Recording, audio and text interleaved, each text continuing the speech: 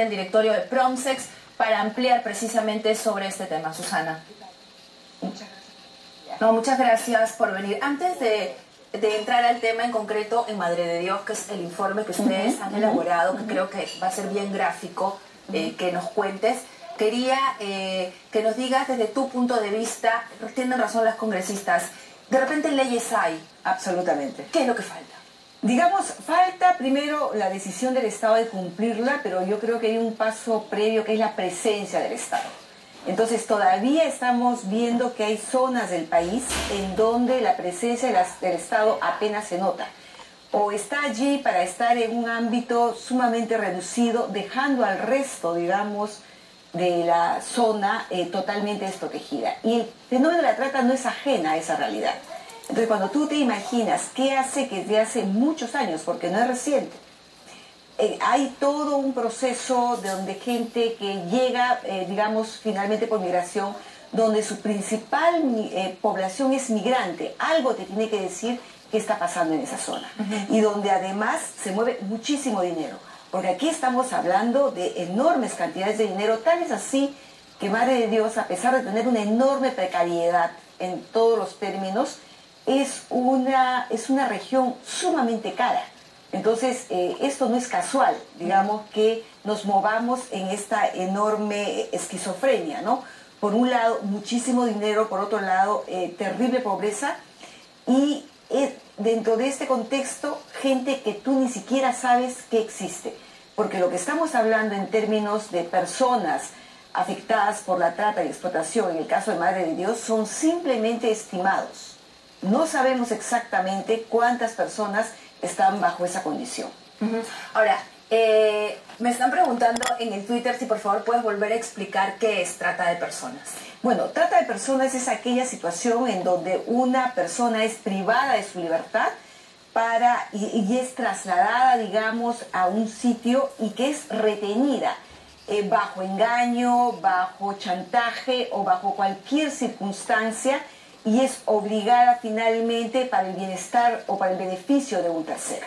Entonces vamos a encontrar, digamos, esta definición que es casi general, pero en el caso de Madre de Dios vamos a encontrar ciertas particularidades respecto al tema de la característica de la trata.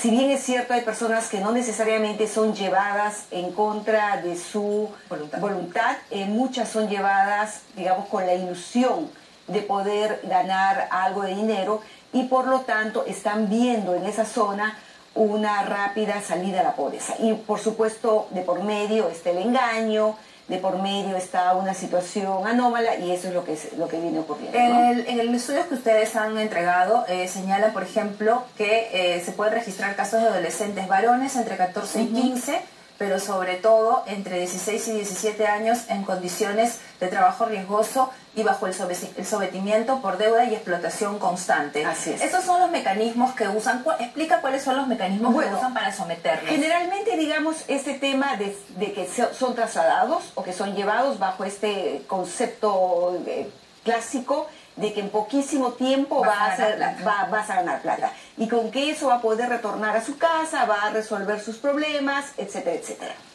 Pero cuando en realidad llegan estas personas, no es que tienen que trabajar en esta zona urbana o más o menos accesible o en la carretera. Son llevadas a determinados campamentos. Y estos campamentos generalmente son administrados, regentados también por gente que va alquilando. O sea, tienes toda una industria, gente que tiene las maquinarias, que van alquilando las maquinarias, gente que va cediendo sus tierras, etcétera, etcétera. Entonces se va armando una serie de grupitos que van armando finalmente su propio negocio, y entonces comienza a funcionar y a extraer, digamos, mediante las dragas, a hacer esta separación supuestamente del metal, que cada vez es menos, hay que decirlo también, ¿no? Y se va generando toda una desesperación de la gente por ubicar las cuestiones de oro, y trabajando por largo tiempo, generalmente en turnos de 2 semanas, que salen nuevamente hacia la zona más urbana. Por eso nosotros denominamos a esta situación, a este contexto, la fiebre del oro, porque eso te da una característica y una explicación distinta. Es decir, cuando tú hablas solamente de informalidad, en realidad esto es más que informalidad. esto es una especie de existencia digamos, de grupos de personas, pero que además se da en un contexto en donde sálvese quien pueda. Entonces, la fiebre del oro es, imagínate, como las películas del oeste, en donde cada uno encuentra su grupo, su mina, y entonces comienza a generar por ahí digamos, el mecanismo de obtener el oro, ¿no? Ahora, esto es para hombres, ¿no? Exactamente. ¿Y para mujeres cómo es? Las mujeres generalmente son llevadas como un tema, digamos, para estos trabajos auxiliares, porque las mujeres no entran a estas zonas. Primero porque estas zonas se encuentran más o menos, nosotros en el estudio que hemos hecho, donde hemos identificado 40 informantes, en un estudio yo creo bastante, digamos, nuevo y además muy detallado, muy valioso. Y pocas veces se ha logrado entrar directamente a esta zona. Se han entrevistado a 40 informantes, que es, de verdad, situaciones bien complicadas. Entonces, las mujeres no son llevadas necesariamente a esos lugares, pero sí son llevadas a los lugares donde están los restaurantes, los prostibares, digamos, estas tareas de alivio o de descanso donde salen estas personas. Entonces, trabajan 2 semanas, salen nuevamente a la zona de la carretera donde están ubicados la mayoría de los lugares, y en esos lugares son donde justamente se captan a las mujeres, particularmente mujeres jóvenes. Pero en caso de hombres, donde ya nos has explicado el contexto, y en caso de mujeres, hay grupos que están por voluntad, hay grupos que están sometidos. ¿Cómo diferencias? Digamos, bueno, ¿O primero todos se cruzan entre todos? Bueno, primero hay una situación bastante diversa, digamos, pero de todas maneras aquí siempre hay gente que lucra con la condición que tienen estos jóvenes. Entonces sí hay personas que se encargan de administrar estos negocios, que se encargan de captar, digamos, gente nueva que vaya a estas zonas y que luego son enganchadas con este tema de las deudas. Porque la mayoría, por ejemplo, llega una persona, un joven o una chica, y dicen, bueno, tu pasaje me ha costado tanto. A tenerte 3 días en la casa hasta que te busque el empleo me ha costado tanto. Alimentarte me cuesta tanto. Y Madre de Dios es un lugar bastante caro, pero además a estas personas se le van como, digamos, agregando costos. Entonces de pronto hay una persona que apunta en una libretita todo lo que esta persona debe. Si se enfermó, peor, le tiene que comprar medicinas, entonces también va o sea, digamos, yo llego a la zona, me asignan un sueldo de 1000 soles y el que me lleva me va a decir, me costó 200 traerte, 500 mantenerte, 300 curarte y 200 ya te pasaste. Me des plata encima. Darte alojamiento, ya, etcétera, etcétera. Pero además, de repente te presto algo de dinero de efectivo para que mandes como una cuestión de emergencia a tu casa. Y así te tengo. Entonces va alargándose este proceso. Y una pregunta importante es, ¿esta gente ha querido salir de este círculo? Ese es un fenómeno bien importante porque, mira, muchas veces se cree de que los famosos mecanismos de rescate funcionan, entonces van y sacan y entonces van a liberar, y eso en realidad no es así. Es mucho más complicado, porque muchas de estas personas se quedan creyendo que efectivamente van a salir con dinero. Es más, los chicos salen con dinero, salen con oro, o sea, de lo que les pueden dar, digamos, entre el campamento y el lugar donde van a esperar. Pero tú tienes toda una red de consumo apropiado para estos chicos o estos jóvenes o estas personas, donde dejan todo lo que ganaron.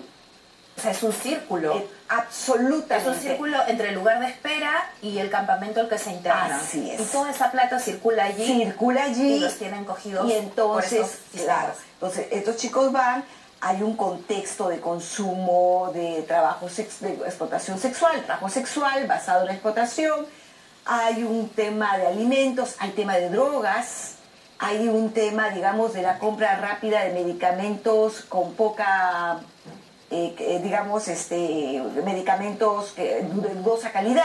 Entonces, se va generando un mercado de insumos en donde el único que falta realmente es un Estado regulador que diga, yo tengo un establecimiento de salud que pueda atender en condiciones adecuadas, yo tengo este servicio, o sea, y entonces por eso nosotros llamamos que aquí estamos frente a esta precariedad terrible de la gente que vive bajo condiciones muy difíciles y con una ausencia del Estado incapaz de responder a este problema. Por eso me alegra que se coloque el tema de esa manera. Estaba leyendo que ustedes han encontrado que uno de los factores que determina diferencia es la enfermedad. Así es. Mira, nosotros en realidad como organización no somos una organización especializada en el tema de trata.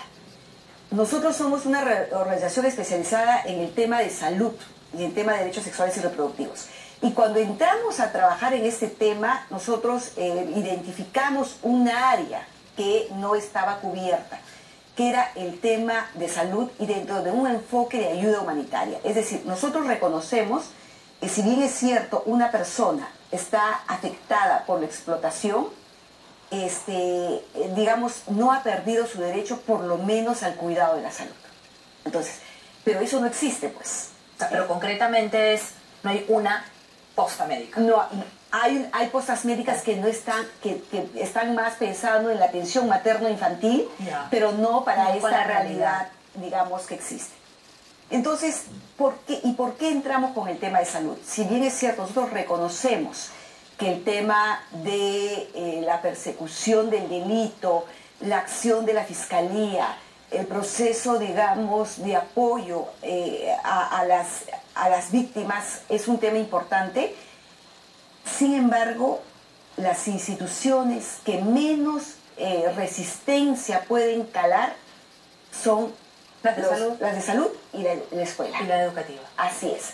Entonces, ¿cómo comenzamos a mirar como Estado, como sociedad, que esas son otras maneras de entrar? Nosotros creo que sí, la policía tiene que seguir su función, es su obligación, pero no podemos olvidar que tienen un enorme límite, porque aquí estamos hablando de zonas en donde la policía no puede entrar. A eso era mi siguiente pregunta. Lo que se ha observado en este estudio es que encima de todo esto, digamos, no sé cómo explicar una situación en que la propia policía, la autoridad del Estado, no puede penetrar. No puede penetrar. Mira, es interesante porque en un viaje que yo hice justamente a Madre de Dios, también estaba la congresista Marisol Prestello, y de verdad con un interés muy genuino, fue a la zona, fue a tratar de mirar, y yo sé que Supe no pudo entrar hacia las zonas más de adentro. Por un tema de seguridad. Por un tema, es que es imposible. Pero por seguridad. Por seguridad. Se pone agresiva, definitivamente, bota. porque además hay sistemas delincuenciales de seguridad que operan y que funcionan, y donde saben además que van manteniendo por allí un sistema aislado, ¿no? El desplazamiento también tenía que ver con este tema de la salud, es decir, quien puede llegar a una posta. Mi pregunta es la siguiente: ¿qué tan cerca está la posta de esta zona de La Pampa, que es la que estamos hablando? Digamos, o sea, primero llegar a La Pampa y estas zonas de explotación más o menos te toman 2 horas de camino a pie o, digamos, en condiciones de ir en moto, porque a camino a pie te puedes ir hasta 6 horas. En realidad es muy difícil, pero el tema concreto es que la condición muchas veces de aislamiento y de la forma de trabajo lo que genera son ciertos resultados en la salud. Entonces, nuestro enfoque ha sido ¿cuál es el efecto de la trata? La pregunta fue ¿cuál es el efecto de la trata y la explotación en la salud de las personas? ¿Qué características específicas te dan para ver si ese sistema sanitario efectivamente está mirando esta necesidad? Y ahí lo que encontramos es que en realidad no es posible diferenciar la presencia de determinadas enfermedades en personas víctimas de trata que en personas con explotación laboral, porque ahí hay 2 conceptos distintos. Claro, pero todos se enferman de lo mismo, digamos. Todos se enferman de lo mismo. ¿Pero cuál es la diferencia? La diferencia es que las personas víctimas de trata toman un periodo mucho más largo para acudir a un sistema, a cualquier consulta médica. O sea, no llegan al doctor, digamos, tanto como los otros. No, más o menos si tienen un promedio de retraso de 2 semanas. Esto hace que cuando las personas víctimas de trata llegan a los establecimientos, generalmente llegan con cuadros que son sumamente complicados o graves. ¿Hay muertes? Sí, muchas y no registradas probablemente. Nunca se entera, digamos, de la chica que salió de su casa o del chico que salió a la fiebre del oro en Madre de Dios, de repente un día está muerto. Porque además el tema de indocumentación es un tema sumamente complicado.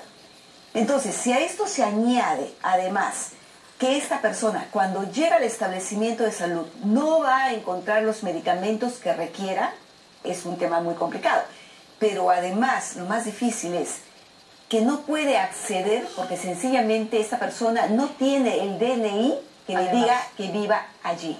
Y tú sabes que frente al tema del Seguro Integral de Salud, tienen que tener un DNI que diga que efectivamente vive en la zona. Pues nosotros comenzamos a identificar todo esto, trabas y problemas. ¿Qué porcentaje de personas sin DNI existe en esta zona? Mira, hay estimados que te están hablando que hay más o menos entre 30.000, 40.000, 50.000 personas involucradas en este tema de trabajo. Por eso la proporción de población migrante es muchísimo más alta que la población, digamos, propia del lugar. Yo creo que estaríamos hablando de aproximados que a lo mejor inclusive teniendo DNI no lo muestran. O sea, también, ¿no? Oye, ¿por qué? Porque es que están en condiciones, como te podría decir, muchas de las personas obviamente temen más que sean, o sea, no siempre para las víctimas de trata el tema de la recaptura o el tema, digamos, del rescate necesariamente es lo que están buscando. Ojo. Entonces uno tiene que verlo también por ahí. No necesariamente. No necesariamente. Pero hay quienes lo han intentado. ¿Rescates? Sí. Salir. No tengo mucha información sobre este tema concretamente que hayan intentado salir, pero sí hay una dinámica, digamos, que se mueve con muchísima tranquilidad y muchas cosas ocurren, inclusive lamentablemente, bajo la mirada de las autoridades. El tema de la maternidad, ¿cómo es? Mira, el tema de la maternidad, Madre de Dios, al igual que muchas de las provincias de la selva, tiene una alta tasa de mortalidad, de maternidad, probablemente no tan alta como el tema de Iquitos, pero lo que sí hemos comenzado a observar como fenómeno, por ejemplo, y eso lo han dicho también muchas organizaciones de la zona, es que las mujeres que ahora son captadas para trabajar en los prostíbulos, en los restaurantes y en esas condiciones de explotación, ya son las madres adolescentes. Porque son las menos buscadas, porque finalmente ellas sí necesitan mucho más de ese ingreso que tienen porque dejan a sus hijos con sus familias y entonces son como las menos valoradas socialmente en el sentido de que están trabajando en la zona, ¿no? En este, digamos, mundo paralelo que nos estás describiendo de lo que es la realidad de la trata en esta zona, ¿han hecho algún diagnóstico para poder entrar, para poder, digamos, porque me imagino que la gente que nos está viendo estará horrorizada diciendo, bueno, pero ¿qué hacemos? O sea, ¿qué hacemos? Yo creo que sí hay muchas cosas que hacer, entonces yo sí creo que habría que centrarse en eso. Primero, un sistema de salud que efectivamente se implemente en esta, digamos, no podemos seguir aceptando que los establecimientos estén desabastecidos de medicamentos, no podemos seguir aceptando que no haya profesionales en estos lugares, no podemos seguir aceptando una red tan deficitaria, digamos, para la atención. Tenemos también que lo que se llamarían el servicio itinerante de salud, los ISPEC, que deberían estar preparados también para este tipo de intervenciones. Recordemos, en un contexto delincuencial que inclusive nuestro investigador Harris Mujica lo compara con las peores zonas de explotación, él considera que no hay mucha diferencia entre estas zonas del mundo y que Madre de Dios estaría dentro de ese nivel. Entonces, por ejemplo, pensar en un proceso de fortalecimiento de escuelas son justamente las formas como el Estado tiene que comenzar a penetrar. Aquí lo que tenemos que decir muy claramente es que hay solamente una visión persecutoria del delito, cosa que nosotros estamos totalmente de acuerdo, pero eso se agota rápidamente cuando uno mira que este es un fenómeno totalmente diseminado. Cuando tú esperas encontrar la gran banda, ¿no?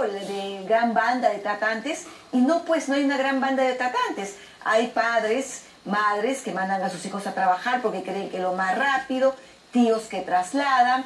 O sea, hay una diseminación sumamente complicada. Es una forma de vida, digamos, con sus propias reglas, su propia economía. Así es, y donde desconocimiento absoluto del derecho de otros, digamos, es como parte absolutamente normal, ¿no? Pero sí que es importante el enfoque, por ejemplo, de entrada, o sea, si salud es la primera puerta, así es. Entonces la primera responsabilidad es del Ministerio de Salud. Totalmente. Y hasta ahora el Ministerio de Salud a nivel central no ha dicho nada frente a este tema.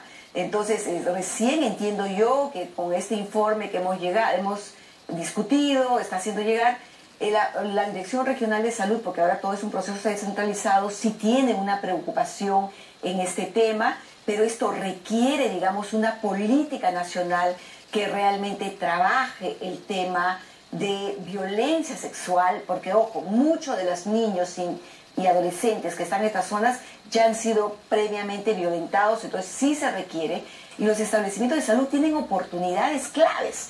Por ejemplo, tenemos el tema de la vacuna para la prevención del papilomavirus humano de los niños, de las niñas que llegan a los establecimientos a los 10 años.